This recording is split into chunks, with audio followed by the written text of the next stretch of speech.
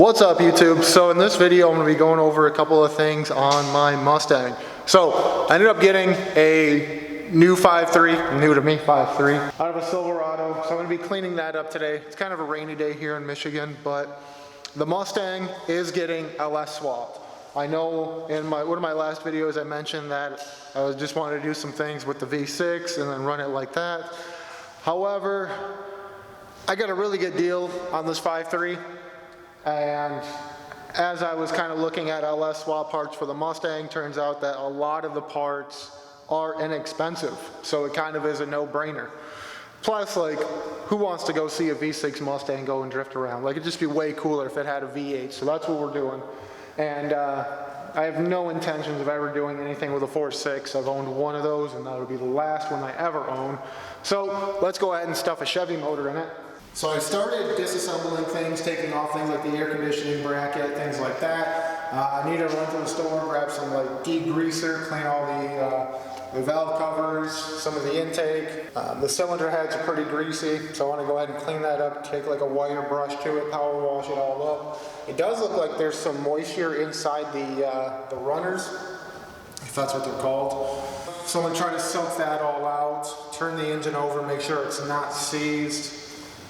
And there are a couple exhaust studs that are broken off. I got one on each side, so I'm going to weld a nut to each one of those studs and then back it out that way. So what we're going to be doing today is just cleaning up this engine, getting it ready. I did order several new parts for it, oil pan, fuel rail, just a bunch of small things, right? Because LS swapping, like, it's all in the small parts. The big parts, the engine, the transmission, those are easy, but it's the small things making it all work. So that's what we're going to be doing. So I'm going to run to the store, grab some degreaser, get to cleaning this boy up.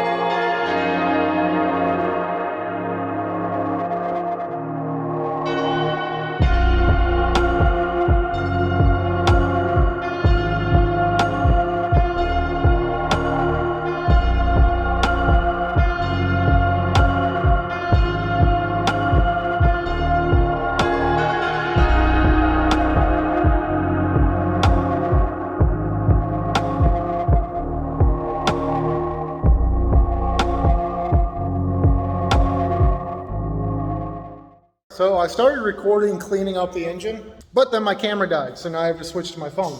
Got some simple green, sprayed it all down, simple wire brush, cleaned all the grease off, or at least a majority of it. There's still a little bit tucked in like the crevices. We'll worry about that at a later date. At least I wanted to get it as clean as reasonably possible. So I'm gonna go ahead and pull these out before water gets in. They're all still pretty dry, so we ain't worried.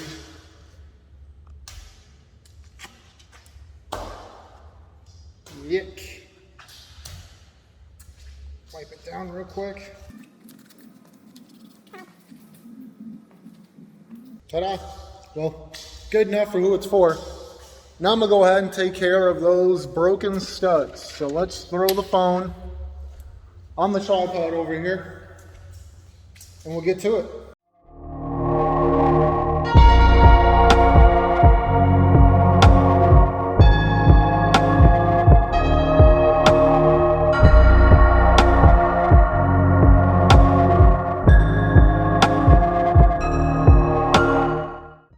Alright, so both studs are out. This one took some heat. The first one I tried welding to this stud. Didn't get good penetration, didn't go all the way through. Second try worked. So then I had to try a set of vice grips on the stud that was right here. That was right here. And that worked beautiful. So no broken exhaust bolts anymore. Engine's cleaned up pretty decently.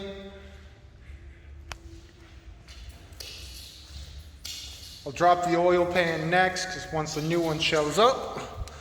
But other than that, I think we're ready to start throwing some parts at this. So there we go. I'm all excited to see where this thing goes. Yeah, if you guys are interested in following the build, hit subscribe, like the video. Comment down below what your thoughts and opinions on the swap are going to be. I've got a transmission option selected already, so we're going to go ahead and start scavenging parts for that. I do need to start sourcing parts for the IRS setup out of the Cobra. Until the next one, guys, take care.